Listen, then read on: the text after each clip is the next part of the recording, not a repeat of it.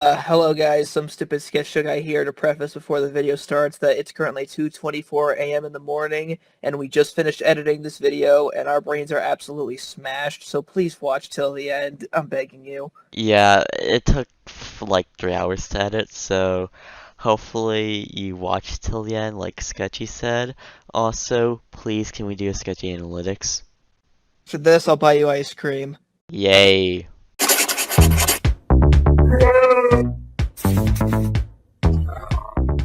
Hey guys, some stupid sketch show guy here with another figure news video, and today's figure news video is going to be ambitious, to say the least, as we're going to be covering both sides of the model spectrum. On one side, we got news from Safari Limited, as they have revealed 3 of their newest models, and then on the other side, we've got news for both Mattel's Roar Strike line, and, most exciting of all, their Hammond collection. So, we don't got a moment to lose. Let's go! So to kick this off, we're going to start with the model side of the news and talk about the 3 new Safari Limited models. And what's pretty cool about it is that they were revealed over the course of 3 days with sponsored reviews and photographs taken from them from such great dinogrammers and dinotubers as Andy's Dinosaur Reviews, Spino Dude, and Dinoxels. First, we got the worst of the 3 models, and that was their Nanotyrannus. Let's go. Nanotyrannus. Now, personal opinions aside, I just don't think it looks very good. The paint application and detail are alright, but the eyes are just... What's this guy been smoking? Those are some goofy eyes. And I think that just is... It lowers the quality a bit. Eyes are actually pretty crucial in making dinosaur models. But things only got better the further it went along, as the next figure that came out was an Ankylosaurid that, frankly, I really like. And I also got it in person. The Safari Limited Zuul. I thought it was funny. I mean, this figure looks a lot like it. Yeah, in all seriousness, I didn't get sponsored because, I mean, Shit. look at my channel. Damn it! God damn it! Not exactly kid-friendly. But I I can at least say with certain confidence that this new Zuul figure is great. I like the paint job a lot. I think it's nice and shiny. The eyes definitely have pretty huge pupils, which is interesting to say the least. And the best part about this figure is that I never even knew that a dinosaur named Zuul existed. So, Safari Limited is teaching me, a 17-year-old dinosaur nerd, about new dinosaurs, which means that they're doing a great job, in my opinion. And last, but certainly not least, we got a remastering of an old Safari Limited classic, the Safari Limited Albertosaurus. And you know what? It's a bit out there, and it could have been done a little bit better, but I still like it, even though the Safari Limited Therizinosaurus, I think, did it a little better. I don't know, what do you guys think?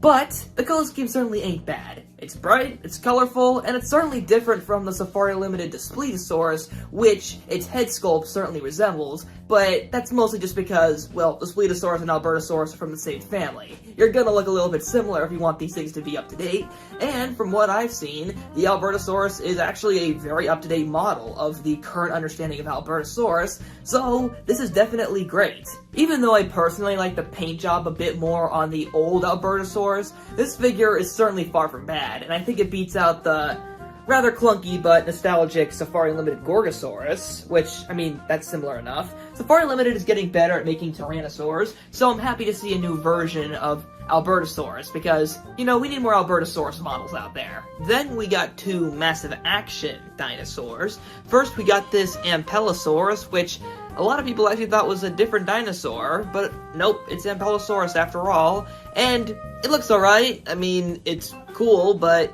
the neck seems the same way as the Dreadnaughtus. I feel were a tad unnecessary. Couldn't we just have one nice, you know, neck with some cool up and down stuff going on? You know, I don't think we needed this or that, but cool. You know, I like it. And then we got the Siamosaurus, which, you know what? I really like this image because I was sick and tired of seeing this 240p is too high. 144p image. I mean, look at that. I can count how many pixels are on that thing. So you know what? I'm just happy that it actually has a high quality image to go with it.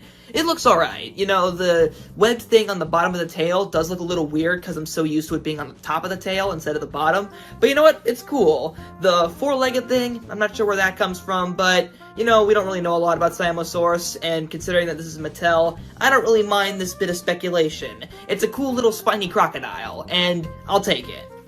And after that, we still can't get to the Hammond collection just yet, because we got some Roar Strikers to talk about, and let's just get the bad one out of the way. I don't like the Sinoceratops at all. It's just a lower quality version of whatever the other green one was.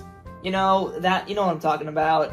That one looked way better. This is just a downgrade. Then we got this Iguanodon, which I'm kind of surprised that we don't have more Iguanodon figures in the Mattel line already, but lo and behold, we got one, and it does resemble the Walking with Dinosaurs North American Iguanodon, or the Dakotadon for you scientific guys out there, and I don't know, it doesn't really strike out to me, you know? It's just an Iguanodon figure. I've seen better, I've seen worse, it's just alright.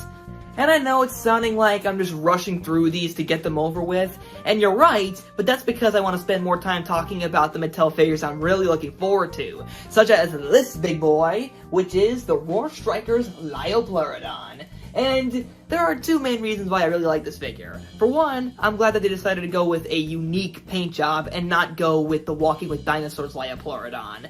Like, it's a great paint scheme, and I have a feeling that Jurassic Park Compound's gonna repaint this figure and make it look great with that Walking with Dinosaurs color scheme, but I'm glad that Mattel actually decided to just try something different, just go with their own paint scheme. And I like the gray. The gray looks very shark-like, and I get that Liopluerodon is not a shark, but it looks marine. I like the marine gray, I like the orange stripes. It's just a nice, cool, sleek color scheme.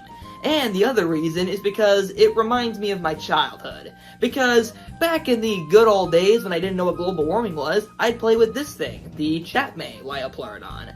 And yes, it's based off the Walking with Dinosaurs Liopluerodon, and it had a similar action feature to the Liopluerodon we're going to be getting from Mattel. You know, you press a button and jump. And this figure kind of reminds me of those simple times where I would just play with this figure in my bathtub. And I've always loved Liopluerodon, and I've always loved those memories because they're pure and precious. So, it's goofy and sentimental, but this figure reminds me of those good times. Also, it looks cool. Give me a break. And then the last of the Roar Strikers is the one that I've seen the most praise for, and that is their Megaraptor. Especially from my friend King Kaiju. He definitely loves this figure. And you know what? I don't love it as much, but I still think it's pretty good. The red is a bit too bright for my taste, but I would be lying if I didn't say that this is probably the best raptor sculpt we've gotten, excluding the Hammond and Amber collections. You know, after all those bland Velociraptors, this Megaraptor really does put the mega in raptor, including in quality. That is a very nice figure indeed. And now it's time for the part that everyone is excited for. The Hammond collection. And you know what? This is definitely chocolate milk. And this is definitely gonna be the highlight of the Mattel section. With all the new Hammond collection thingies that we've been getting, this is definitely outcompeting the Amber collection. We'd get like a new Amber collection figure once every like blue moon or something, and it would always just be like a Velociraptor. But now they're really covering all of the main Jurassic Park and Jurassic World dinosaurs, and I'm all for it. First, we got the one that I'm the least excited for, and it's this Galimimus. And does anyone remember when this was an April Fool's joke? Because I sure did. We got a #1 victory royale, yeah, Fortnite, we bout to get down. Get down. 10 kills on the board right now, just wiped out Tomato Town. That has 1,000 views, thank you. But now onto the actual figure. It's definitely an improvement over the April Fool's version, as it's just nice and clean. Even though it's my least favorite, technically, of the Hammond collection figures that have been revealed, it's far from a bad figure. The articulation looks very nice, and the paint job just looks awesome. I don't know how to describe it, but it's just nice and very well applied to me. It's just a nice little action figure of an underappreciated dinosaur. The only thing that I hope for is that we get a blue variant. You know the type I'm talking about. Either from Jurassic Park Compound or officially, because that would be pretty cool. But for now, this is nice. And then it just keeps getting better and better the further we go. Next, we got the Hammond Collection Triceratops, and there's only currently one picture of it, and it's in the box, so you can only really see half of it. But you know what? I can already understand the hype. I mean, look at the paint job. It's straight out of the 1993 movie. And look at those articulation points. The Beast of the Mesozoic Ceratopsian series has a new rival. And I know some of y'all are gonna be like, the Beast of the Mesozoic Ceratopsian series is way better than the Hammond Collection. But all I gotta say to that is, what's the harm in having more articulated dinosaur figures? You can never have enough, so let's enjoy it. And I get why people are excited for the Triceratops, but personally, the figure that I'm most excited for, and definitely need to get, is the Ceratosaurus. Now before I go any further, I'm just gonna bask in this thing's glory because, this is exactly what I've been wanting to see from Mattel for so long. And I don't know what it is about this figure, but it just looks better than all the other Hammond Collection figures. And yes, that includes the T-Rex and the Baryonyx, which was my original favorite. Something about the paint scheme and sculpt and detail from what we're seeing here, it just looks so... It's like NECA, you know? Or something from Beast of the Mesozoic. It's just a very well-articulated action figure. I don't know what it is, but something about the touches that Mattel added to this Ceratosaurus just make it look better than any of the other Hammond Collection figures.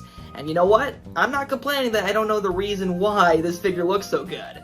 I'm just gonna accept that I love this thing and have a good time, because this rocks. And there you have it. That is every single figure that we've gotten in the last 3 days from all the different figure companies, or just 2, Safari Limited Mattel. Either way, this week has been a great week for dinosaur figure collectors everywhere, and I think everyone should be excited and happy that they're still providing for us, even though we poke and prod and criticize everything. So, hope you guys enjoyed this news video, and comment on which figure you're looking forward to the most, and see you guys next time.